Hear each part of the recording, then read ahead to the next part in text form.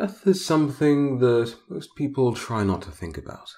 It's something that is put off, that can be thought about or considered later, but everyone has to face it. And of the many interpretations of what death can be like, in its ultimate personifications, one highlights the inevitability of death, and so therefore anything that leads up to it should simply be enjoyed, but also that what could come after death can also be enjoyed, and that there's really not too much to fear. Another side throws these thoughts out the window, embraces the fear of death, and, well, expresses the fact that death will just be the start of humanity's torment, that it will be unending, that death is the worst thing that could possibly happen to you, assuming that after death you end up Xibalba. But out of Puch and Baron Samedi, who's more powerful? Who should you fear more? Who should you be more concerned with?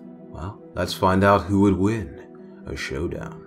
Starting off with Puch, some Mayans believed that he ruled over Xibalba, the Mayan underworld, whilst others knew him as just another lord of Xibalba.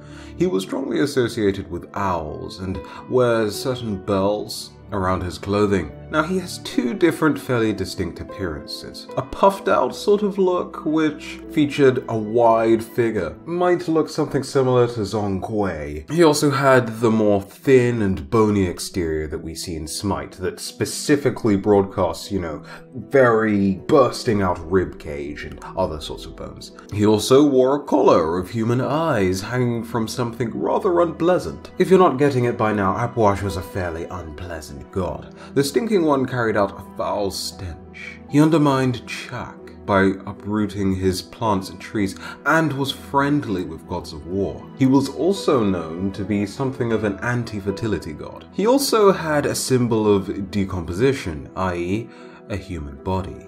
He also keeps dogs with him because dogs were animals associated with him. He'd spend time tending to the sick or injured, and any unfortunate souls that lingered near either the dying or sick person in question or Puch himself for too long may find themselves being taken with them down to Xibalba.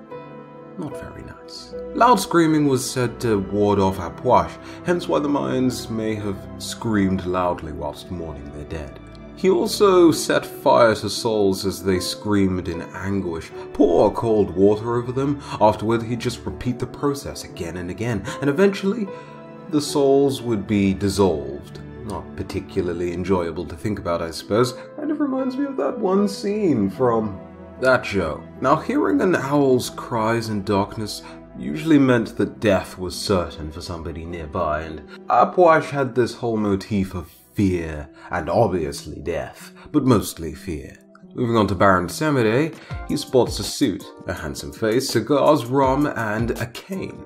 But dancing and just style. Everything about Baron Samedi just emits style. He behaves as he wants to, lives as he wants to, and he's considered the top lower, second only to Bondi himself, the actual god. He can cure any disease because if you're dying of a very serious illness, if Baron Samedi doesn't want to dig your grave or otherwise accept you into his realm, well, you're just going to have to not die. Therefore, your illness will be cured because death cures all illnesses. He can see the realms of the living and the dead. This is surprisingly important because the realm of the dead is actually invisible. And he has the special ability to put zombies down in their place. He can also dispel black magic. And overall, things just go pretty well for the Baron Samedi on his regular day-to-day basis.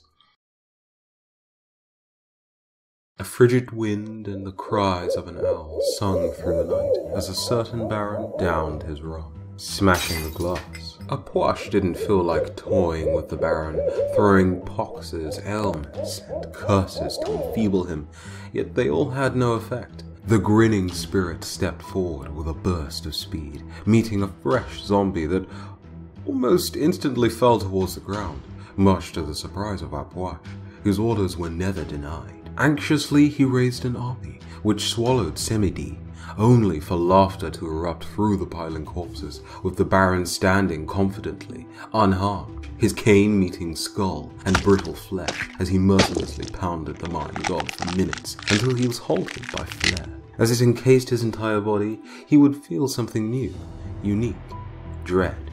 He couldn't die. He shouldn't. but he was powerless to stop the flames. For a time. Here's the thing.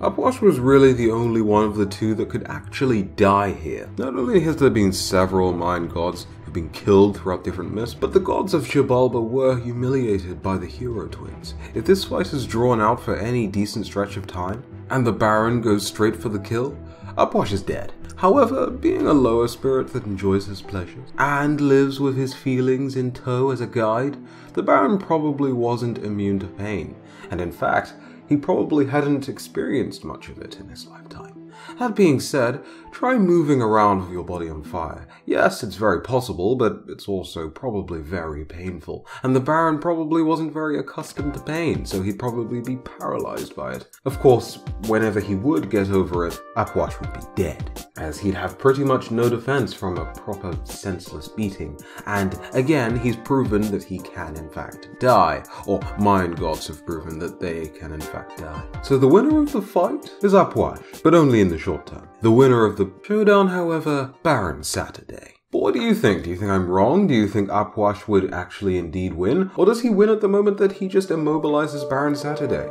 Tell me your thoughts in the comments section below, and if you enjoyed, go ahead and leave a like. Really appreciate it. And of course, subscribe to the channel if you're new here and this surprised you.